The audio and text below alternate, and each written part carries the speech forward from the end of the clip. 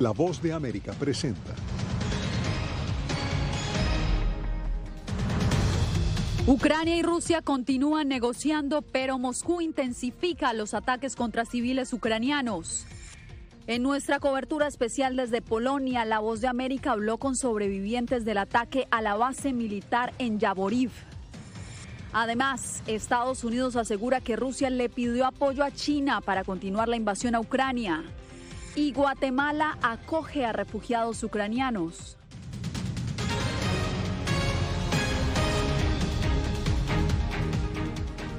Bienvenidos desde Washington, comienzan las noticias en El Mundo al Día. El ataque de Rusia contra civiles ucranianos no cesa. Nuevamente se registran bombardeos en diferentes ciudades, incluyendo puntos cercanos a las fronteras con naciones miembros de la OTAN. Para darnos más detalles, hoy me acompaña mi compañero Jacopo Luzzi. Jacopo, bienvenidos. Cuéntanos también cómo se desarrolló esta nueva ronda de negociaciones entre Rusia y Ucrania. Yasmín, los combates han obstruido los esfuerzos para brindar socorro a las ciudades ucranianas sitiadas. Rusos y ucranianos ahora negocian la creación de 10 corredores humanitarios para evacuar civiles atrapados. Sin embargo, los esfuerzos en torno a los corredores han fallado en días recientes y Ucrania ahora acusa a las fuerzas rusas de bombardear esas rutas. Esto cuando también las negociaciones para lograr un alto al fuego siguen adelante. Los negociadores de Rusia y Ucrania se reunieron nuevamente este lunes para otra ronda de conversaciones destinadas a encontrar una salida a la guerra. Incluso cuando las fuerzas rusas ampliaron su ofensiva devastadora y el Kremlin insistió en que no retrocederá hasta que todos los planes para la invasión se cumplan. Se ha hecho una pausa técnica en las negociaciones hasta mañana para trabajo adicional en los subgrupos de trabajo y aclaración de definiciones individuales. Las negociaciones continúan. Antes de las conversaciones que se llevaron a cabo de forma virtual, los funcionarios ucranianos hablaron de avances y un miembro de la delegación de Kiev dijo que Rusia era mucho más sensible a la posición de Ucrania y que se podrían alcanzar algunos resultados concretos en unos días. Pero varias rondas de reuniones no lograron avanzar hacia un alto el fuego. Y en los últimos días, Rusia ha intensificado sus bombardeos, lanzando una ráfaga de ataques en Kiev este lunes. Entre las víctimas civiles, que según la ONU son más de 630 hasta ahora, también resultó por primera vez un periodista internacional, Brent Renaud, un estadounidense quien fue asesinado por mano de las fuerzas rusas en la ciudad de Irpin, cerca de Kiev, mientras documentaba la fuga de los civiles. Otro periodista junto a él, Juan Arredondo, resultó herido. Cruzamos el puesto de control y comenzaron a dispararnos. Entonces el conductor dio la vuelta y siguieron disparándonos a los dos. Mi amigo es Brent Renaud. Le dispararon y lo dejaron atrás. Frente a un aumento de los ataques contra los civiles, el portavoz del Kremlin, Dmitry Peskov, insistió el lunes en que el esfuerzo bélico estaba teniendo éxito y que todos los planes establecidos por los líderes rusos se realizarán en su totalidad. Sobre los bombardeos cerca de la frontera con Polonia, el Pentágono hoy confirmó que Moscú está ampliando su conjunto de objetivos, pero que ningún estadounidense resultó afectado en este ataque. Jacopo, muchas gracias por esta actualización y justamente nuestra enviada especial Celia Mendoza habló en exclusiva con 2 sobrevivientes del ataque a esta base militar. Con ella nos enlazamos en la frontera de Polonia con Ucrania. Celia, cuéntanos, ¿qué interés tendría Rusia para atacar esta unidad militar? El Ministerio de Relaciones Exteriores de Rusia ha dejado claro que este lugar es importante debido a las operaciones que tienen en conjunto de entrenamiento con los miembros de la OTAN y también es un mensaje que le están enviando directamente a los aliados acerca del trabajo que vienen haciendo no solo para entrenar, pero también para entregar equipo militar en medio de esta guerra, asegurando que simplemente era válido atacarlo. En uniforme y tras despertarse con el ataque de 30 misiles rusos contra la base militar de Yavoriv en Ucrania, Yadmir Hiseni, un albano de 22 años que combate voluntariamente en el ejército de Ucrania, compartió estas imágenes en exclusiva con La Voz de América. Los militares rusos nos atacaron con las bombas, 30 bombas y hay 35 muertos y 134 heridos. Kiseni, quien salió sin heridas graves de este ataque, había llegado a Ucrania apenas 2 días antes para recibir entrenamiento y describió su experiencia. Pasadas las 5 de la mañana, cuando los misiles lo despertaron. Todos estábamos perdidos. ¿A dónde puedo ir ahora? ¿A dónde puedo ir? Y después de que todos salieron, solo corrimos y corrimos y corrimos. Estábamos en el búnker, nos protegimos. Fue una catástrofe.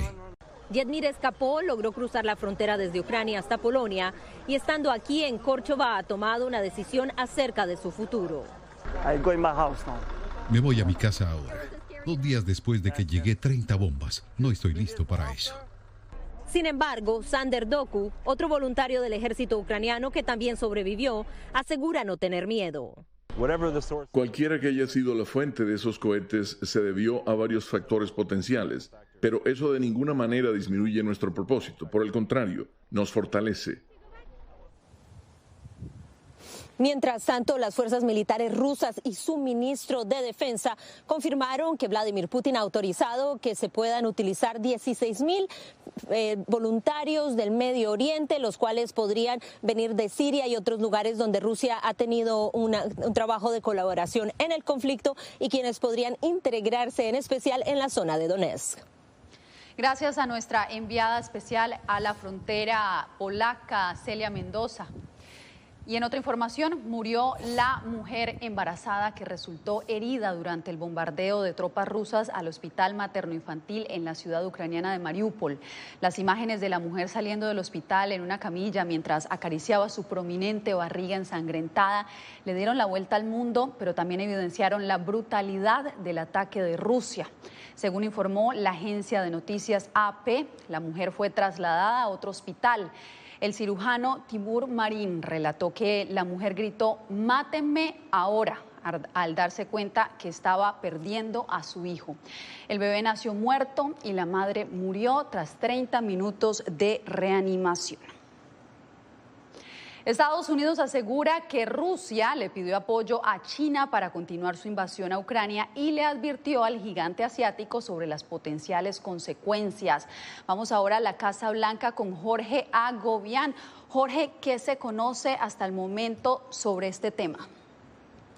Yasmín, la gran pregunta que de hecho se preguntó durante el día de hoy en la rueda de prensa aquí en la Casa Blanca es si Rusia o China habrían ya compartido armamento o apoyo económico. Ni la Casa Blanca ni el Consejo de Seguridad Nacional de la Casa Blanca han hablado de esto públicamente, no lo han confirmado. Sin embargo, dicen que hay una preocupación grande sobre estos intercambios. Las consecuencias serían graves, advirtió la Casa Blanca. También hay que destacar que esto sale de una conversación de 7 horas entre el asesor de seguridad nacional del presidente Joe Biden con su contraparte China. Esto fue en Italia. Le preguntaron a la secretaria de prensa de la Casa Blanca cuáles serían esas consecuencias. Esto dijo: no voy a hablar de consecuencias específicas. Creo que lo que hemos transmitido, lo que transmitió nuestro asesor de seguridad nacional en esta reunión, es que si China proporciona asistencia militar o de otro tipo, eso por supuesto viola las sanciones o apoya el esfuerzo de guerra. Habrá consecuencias significativas, pero en cuanto a los detalles, nos coordinaremos con nuestros socios y aliados para tomar esa determinación. Tanto Rusia como China han negado durante esta jornada que haya intercambio militar o económico. Sin embargo, la Casa Blanca asegura que sigue de cerca estos intercambios, como lo decía antes, en una conversación de 7 horas entre Estados Unidos y China. Por otro lado, también se le consultó a la secretaria de prensa de la Casa Blanca, Jen Psaki, si esas consecuencias severas que ha prometido Estados Unidos, si Rusia utiliza armas químicas en el conflicto en Ucrania, pues le preguntaron si Estados Unidos se está quedando sin opciones para implementar sanciones a Rusia, algo que ella negó completamente. Por otro lado, hay que destacar que este miércoles estará en una sesión conjunta el presidente ucraniano. Hablará ante el Congreso de Estados Unidos. Eso será durante la mañana y, por supuesto, haremos cobertura de ese anuncio o ese mensaje del presidente ucraniano al Congreso estadounidense. Yasmín. Así es, Jorge, gracias. El secretario general de la ONU instó este lunes al presidente ruso Vladimir Putin a detener su ofensiva militar. Antonio Guterres resaltó que Putin es esencial para alcanzar algún acuerdo, por lo que se mantiene en contacto constante con el Kremlin. Ángela González con el reporte. Ucrania arde y Putin es esencial para detener la guerra, Así lo declaró en conferencia de prensa el secretario general Antonio Guterres. He hablado con varios líderes que están en contacto permanente con el presidente Putin y por supuesto consideramos que él es absolutamente esencial para un esfuerzo adicional para que la Federación Rusa entienda que esta guerra se está convirtiendo en una absoluta pesadilla y crear las condiciones para que se detenga la guerra y se establezcan negociaciones serias. Guterres añadió que se necesita prudencia ante el pedido de zona de exclusión aérea por parte de Ucrania para evitar el riesgo de escalar el conflicto, según el análisis de varios países. Por su parte, el presidente de la Organización por la Seguridad y Cooperación de Europa se dirigió al Consejo de Seguridad y responsabilizó a 2 de los 57 miembros de esta organización de quebrantar los fundamentos de paz por la agresión a Ucrania. Rusia desafía su responsabilidad de actuar como guardián de la paz internacional en materia de seguridad, tanto como miembro de la Organización para la Seguridad y Cooperación en Europa, como miembro permanente del Consejo de Seguridad. A cambio, elige actuar como agresor en este ataque militar planificado desde hace tiempo con la participación de Bielorrusia. Ambos organismos concordaron con encontrar caminos que respeten las leyes humanitarias y donde se restrinja el daño a la vida de civiles y a las infraestructuras en Ucrania. Ángela González, Voz de América, Naciones Unidas, Nueva York. Y esta guerra que se desarrolla a miles de kilómetros termina impactando a la comunidad rusa en Estados Unidos. Como nos dice Verónica Valderas Iglesias, algunos sufren actos de repudio, aunque se oponen a la invasión a Ucrania. Miles se han manifestado en Nueva York contra la guerra en Ucrania. La rusa Sasha Nasintseva se sentía cómoda de participar en un principio.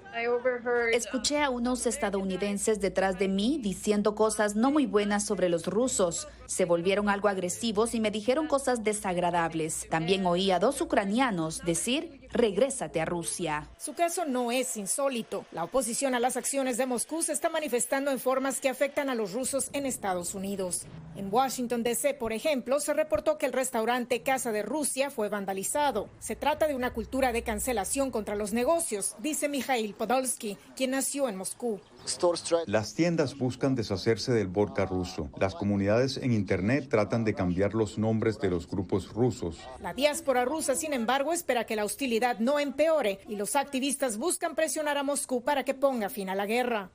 Estamos organizando una gigantesca campaña de información para diseminar la verdad, para que los exiliados se comuniquen con quienes viven en Rusia y les compartan fotos y videos. Marina Diu, quien tiene parientes tanto en Rusia como en Ucrania, dice comprender la percepción negativa que algunos tienen de los rusos en estos momentos, pero llama a la unidad para poner fin al sufrimiento. Espero que la gente no aumente el odio, sino que unamos esfuerzos para apoyar a Ucrania y a Rusia. La Voz de América contactó a varios rusos que apoyan la invasión en Ucrania, pero rechazaron ser entrevistados. Verónica Valderas Iglesias, Voz de América, Virginia. En breve, más ucranianos llegan a la frontera entre México y Estados Unidos. Esto y más al regresar.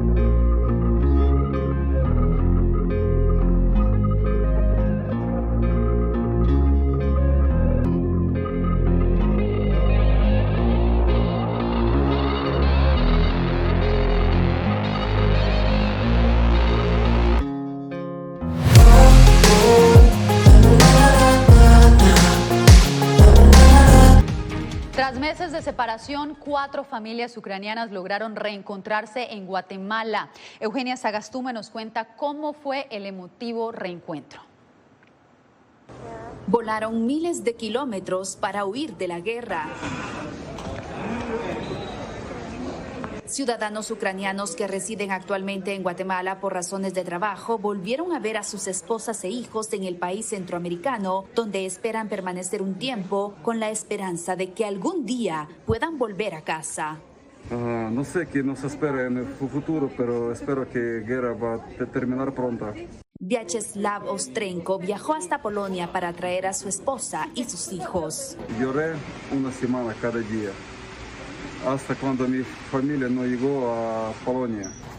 Es complicado dejar todas casas. Y aunque ahora están resguardados, piensan en quienes siguen en Ucrania. Sus padres y hermanos viven cerca de la frontera con Rusia, donde hay fuerte presencia de soldados rusos. Una bomba grande, 100 metros de casa de mis padres.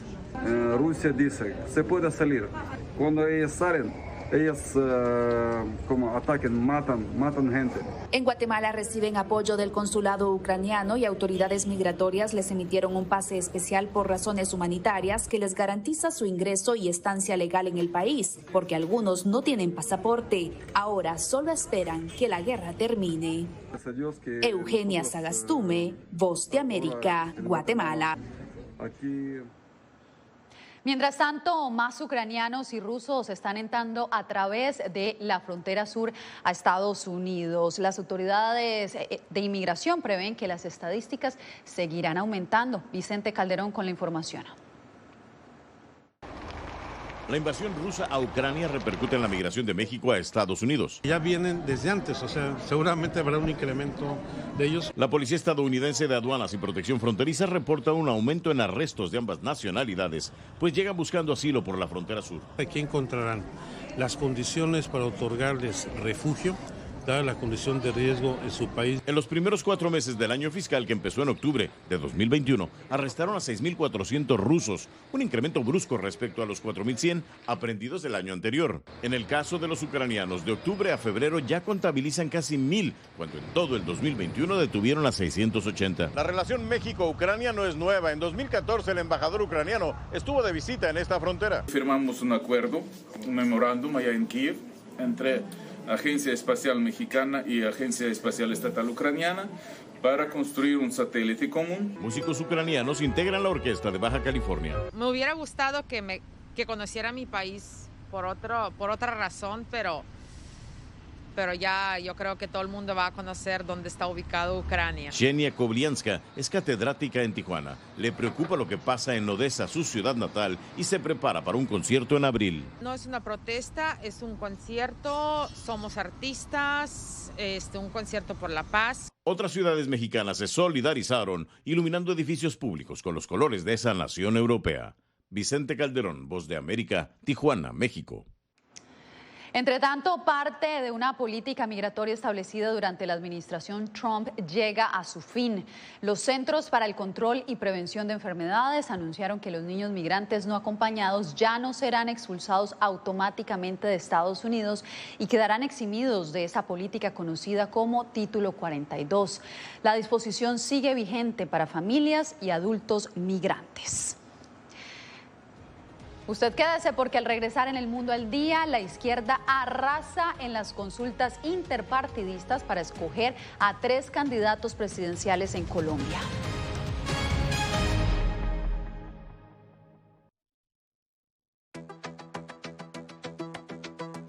En momentos de crisis políticas y sociales, algunos gobiernos autoritarios recurren al bloqueo del acceso a Internet como herramienta para detener la información que entra o sale de su país.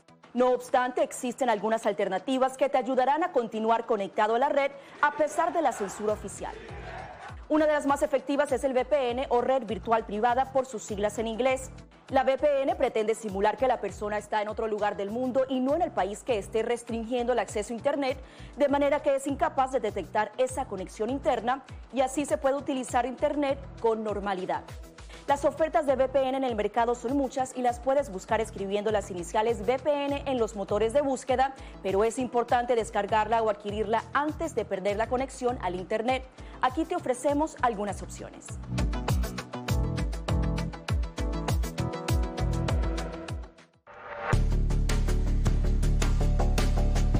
Durante el brote del COVID-19, los estafadores pueden tratar de aprovecharse de personas vulnerables a través de diversos métodos que van cambiando con frecuencia. Es posible que lo contacten por teléfono, correo electrónico, mensajes de texto, correo postal o redes sociales. Ten cuidado con ofertas de kits de supuestas pruebas caseras, curas milagrosas o pruebas inmediatamente accesibles. Response Act has made coronavirus testing more accessible immediately. Tras un desastre, organizaciones caritativas falsas aparecen afirmando que tienen vínculos con otras reales. Siempre verifica que la organización sea legítima. Alguien que asegura que trabaja en el gobierno puede pedirte tu información personal o intentar cobrarte cuotas falsas para así ingresar tu cheque de estímulo.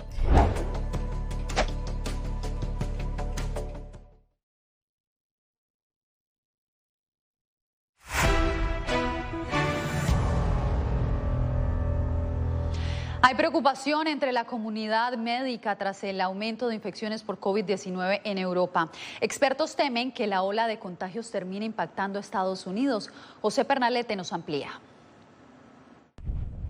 A pesar de que en Estados Unidos se registran más de 79 millones y medio de personas infectadas por coronavirus en los 2 años de pandemia que han transcurrido, de acuerdo a la Universidad Johns Hopkins, la tasa de nuevos casos está en descenso, así como los promedios de hospitalizaciones y muertes en el resto del continente. Los casos de COVID-19 cayeron en un 26% en las Américas, con 1,1 millón nuevo de infecciones nuevas notificadas.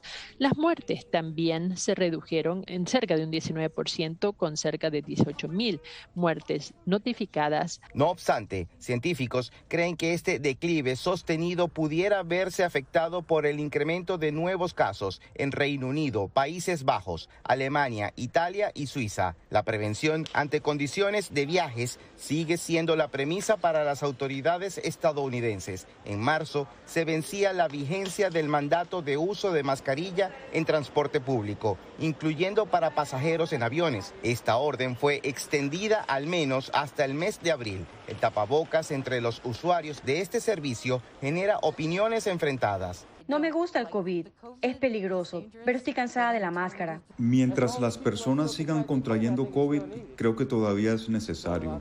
Mientras tanto, en China persiste el reporte de aumento de casos de Omicron, incluso en niveles superiores a los brotes en Wuhan durante 2020. José Pernalete, Voz de América. Los colombianos escogieron este domingo a los candidatos presidenciales de 3 bloques políticos. Los resultados fueron inéditos en una jornada que también sirvió para elegir a 295 congresistas. Jair Díaz nos reporta. Los colombianos participaron el domingo en consultas interpartidistas y definieron en una concurrida votación los candidatos presidenciales de 3 bloques políticos. Gustavo Petro, de la izquierda, Pacto Histórico, obtuvo más de 5 millones de votos, la más alta de la jornada. Es la hora de la victoria a ganar en la primera vuelta presidencial. ¡Que viva el Pacto Histórico! El conservador Federico Gutiérrez, de la coalición Equipo por Colombia, recogió más de 2 millones de votos. Defendemos democracia y libertades, podemos ganar en primera vuelta y derrotar. El centrista Sergio Fajardo, de la coalición Centro Esperanza, logró 1,9 millones de votos, de acuerdo a los datos entregados por la registraduría. Y nosotros vamos a ganar y vamos a reunir a toda esa Colombia, más de 8 millones de personas que no votaron hoy y que van a votar por nosotros en las próximas elecciones. Colombia vivió una jornada electoral marcada por una abstención del casi 60%. También se registraron algunos hechos de violencia y ciberataques a la Registraduría Nacional. El Centro Cibernético está iniciando las acciones legales, en este caso de policía judicial, frente a esa confirmación que nos dio la registraduría. La siguiente cita de los colombianos a las urnas será el 29 de mayo, donde se realizará la primera vuelta de las elecciones presidenciales de Colombia. Yair Díaz, Voz de América, Bogotá. Al volver, conocer el dolor de la guerra impulsó a una latina a poner su negocio en favor de las víctimas del conflicto en Ucrania.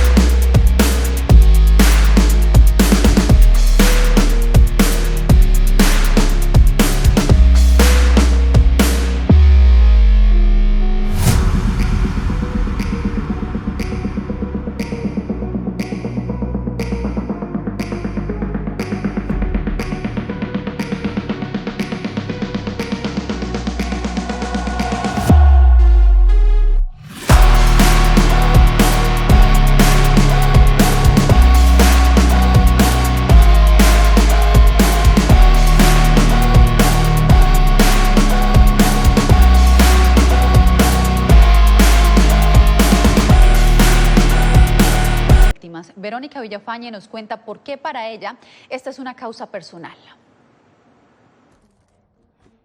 Lejos de la brutalidad de la guerra, la dueña y empleados de Amazing Piñatas en Los Ángeles encontraron la manera de expresar su solidaridad y ayudar al pueblo de Ucrania.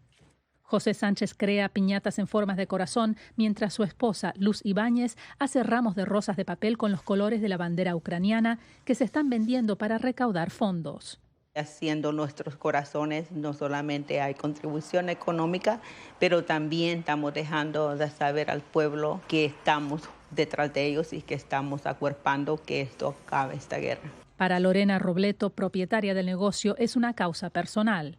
Yo soy nicaragüense y pasé esa situación en los 70s, cuando estábamos con la guerra civil en Nicaragua, y fue algo muy terrible y algo que uno nunca se recupera, de pérdidas de familiares, de amistades. Su encargada de marketing, Ángela Sánchez, ideó la campaña. El espíritu de querer ayudar siempre es lo que nos mueve a hacer este tipo de cosas. Han promovido su campaña de paz y apoyo a Ucrania en redes sociales. Tenemos muchas llamadas, tenemos órdenes pendientes y eso nos está llenando de mucha satisfacción. La gente quiere ayudar. Sánchez dice que como inmigrantes saben lo difícil que es abandonar sus países y sintieron la necesidad de hacer algo positivo para los ucranianos desplazados por la guerra. La dueña de Amazing Piñatas está trabajando con el Centro Cultural de Ucrania para donar el 100% de las ganancias de estas ventas especiales y así contribuir al esfuerzo humanitario para la gente de Ucrania. Verónica Villafañe, Voz de América, Los Ángeles. Con esta historia nos despedimos. Gracias por sintonizar El Mundo al Día. Les informó Yasmín López.